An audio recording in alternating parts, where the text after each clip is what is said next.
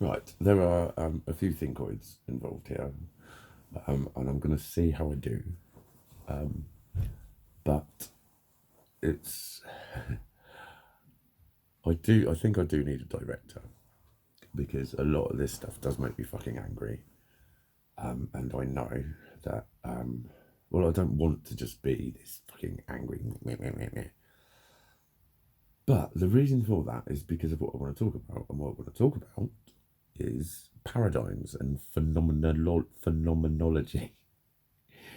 Right, let me just say at this point, I'm going to quote my man Einstein here. And I think the actual quote, there's a few versions of it, but the actual quote is, if you can't explain it to a 3-year-old or a 5-year-old or a 2-year-old, whatever it is, it's you who doesn't understand it properly.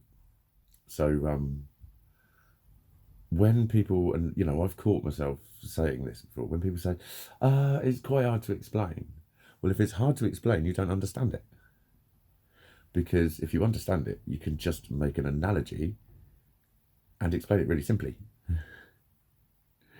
Like, I can remember a lecturer explaining sort of hypersensitivity to pain, and he likened it to cows in a field.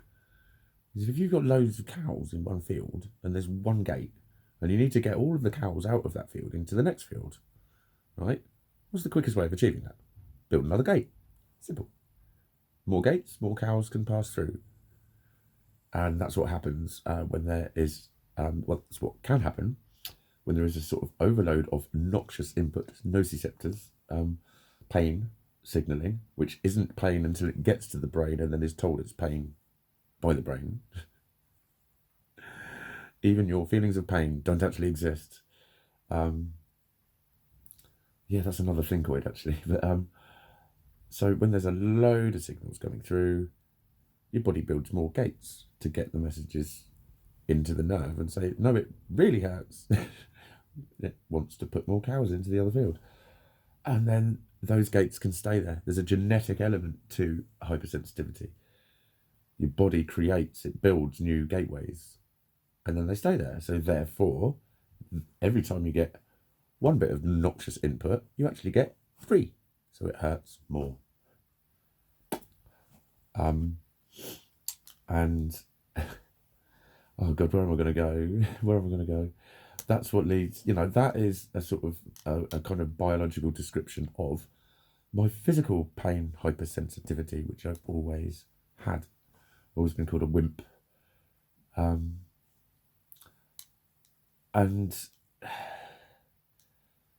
I was on about paradigms, wasn't I? I was on about paradigms as well.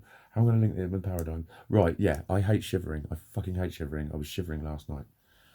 And it's one of the worst things. Like, I can remember, like, walking away from a club and having someone had to do, like, my body warmer up and my coat up for me because I couldn't fucking do it. And I just go, ugh. Like, she wasn't. I think she had a coat on. No one else was. But I literally malfunction when I shiver. And I reckon it is because of a paradigm that was formed when I was about 10. And I was ill one Sunday. I was at my gran's for lunch. I miss my gran. Love you, Big G. And I felt ill, and she said, do you want to go upstairs? She had a spare room. Do you want to go and have a little sleep? And I went, yeah. And she had this feather duvet, and I can just remember pulling it round me and just feeling like utterly fucking warm. And then she came and took my temperature, and she was like, oh my God, it's 104.8. That was in old school, so I can't even remember what it's meant to be. 100 and... Is it 102? Or 100 No, 97, is it? Yeah, 97. 97.8. That's it. Like, if people had a temperature of 103, that was a real raging temperature. Mine was nearly 105. I think you die at 106. So it was like, I think it was probably about 42 or something. It's what I know is I had that last night. I had the same feeling last night. And when I put my fucking puffer jacket on and put the hoods up, I knew for a fact I was doing something very fucking stupid. But I didn't care because I was so utterly fucking freezing. utterly fucking freezing to the point where I was just in fucking, I don't know, I go into a real fucking crisis about it. And there was literally no fucking self-preservation about me. It's like, mate, you could die. I'm not fucking about.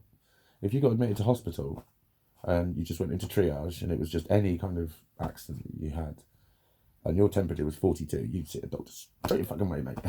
Fucking straight away. That would be an emergency. That would be a medical emergency. A temperature that high. It was a medical emergency. They called the doctor out. They were on about sending me to hospital. But what they did was, I can remember I was like, I was really grizzling to pull the duvet around me. And they go, no, you need to get out of bed. And they gave me paracetamol. Paracetamol, by the way, is the best thing to reduce the temperature. It slows your metabolic rate of your liver down. And your liver is the main source of heat. So if you've got a temperature because of infection, you can just slow the metabolic rate down, as well as being a painkiller. But there you go, a little bit of education for you. But they had to sponge me off with tepid water, but it felt like fucking blocks of ice. It felt like fucking blocks of ice. And it was like my whole legs and everything were all covered in goosebumps. I was just I'm fairly certain that's why I am so averse to shivering, particularly. Because it was it was more of a temperature than pretty much anyone will have had. A temperature of, in old money, anything above 100, it was like, you need to go home. Do you know what I mean? So 104.8, whatever that was, if that's critically fucking high. And I think you do just drop down dead once it gets to about 106. So lying in bed with a coat on like I was last night, and I knew it was a bad idea, and I didn't fucking care. And I actually started to think, well, if I do die, I'll just fall asleep. There was literally no fucking self-preservation about me.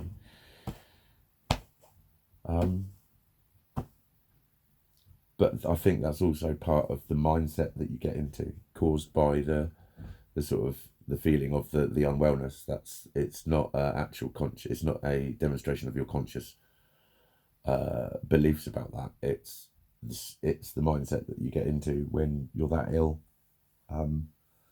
Like, what is it when people start to die of hypothermia? I think they just think, I'm just tired. I just want to fall asleep. I'm just like that, and that's them dying. But yeah, I just thought, well, at least I'll just fall asleep. But I couldn't get warm. I was in this duvet, wrapped right up with a coat and that on my back and my shoulders. It was still tingling, and I was like, I'm still shivering. But that is a paradigm, and a paradigm is kind of a belief system. It's a subconscious one, and there are a lot of them, and they're very complex. And the thing is, it's what leads to, when I'm getting angry, it's what leads to people interpreting me as stuck in his pain, bitter and twisted, can't let go of the past, thinks the world owes him a favour. Those are all the interpretations that you will automatically and subconsciously be making. I was only trying to help. I have been stuck in that loop with people. And it's like they say, but I was only trying to help. And I go, I know. And I repeat that back to them. I know you were trying to help. I know you were trying to help. I say it 2 or 3 times because I'm getting pissed off with the fact that I've said it already. And in my head, I think, right, you've said or done something that like caused me to fucking kick off, right? And you've explained why you said it, which makes it okay, right? But in my eyes, it's like, okay, so you've explained your point of view, can I just explain mine? But when I explain mine, you interpret that as a re-accusation of you not caring, and you start to go, you do, no, I don't, I am baffled. I'm starting to get schizoid again, because like, why do they keep saying that? Why do they fucking keep saying that? I'm not talking about you anymore. We've talked about you, and I end up shouting, I fucking know. Do you want me to fucking put a sign up? And then I get angry. I'm getting angry because they haven't seemed to realise that they've just made me repeat the same fucking thing 7 or 8 times around a loop. And I've gone, like we all do, okay, you've had your say, and I'm not saying you're wrong, but da-da-da-da-da. You do know I care, don't you? And they say it again, and I go, why have you just said it again?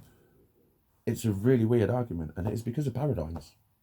Because you're interpreting me because of what I say, and you're subconsciously concluding that means I think you don't care.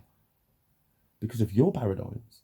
What's wrong with me is my paradigms, my schemas, as he called them. I don't know. I haven't looked up really about schemas. I don't explain to me, but it's basically, phenomenology, I think, is a phenomenological perspective. It's how you view the world based on your paradigms. And your paradigms are things like, at the basic level, when people smile, it means they're happy to see you and stuff like that.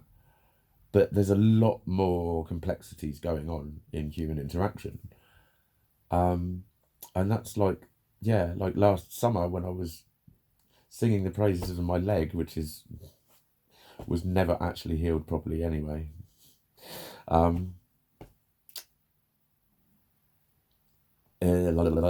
was finding this shit out and I was seeing stuff. So I'm not on about blaming. We're not saying, oh, he did this to me, she did that to me. Da, da, da, da. It's like what I'm saying is when I was in the shop the other day, da da da da da, and then he's explaining this shit back to me.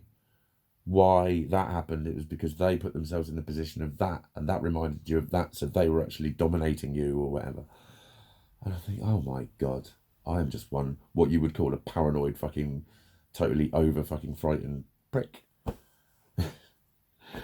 And I've got some very twisted perceptions because of that, which I know when I see them happen, when I feel them happen. But this is what he put in the letter that I demonstrated a very clear understanding of it. I'm like, yeah, but how do I make it go away? And that's where we got stuck.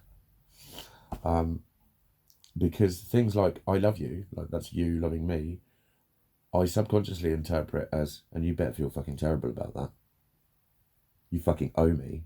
I am going to fucking hurt you. You are not fucking good enough, really, are you?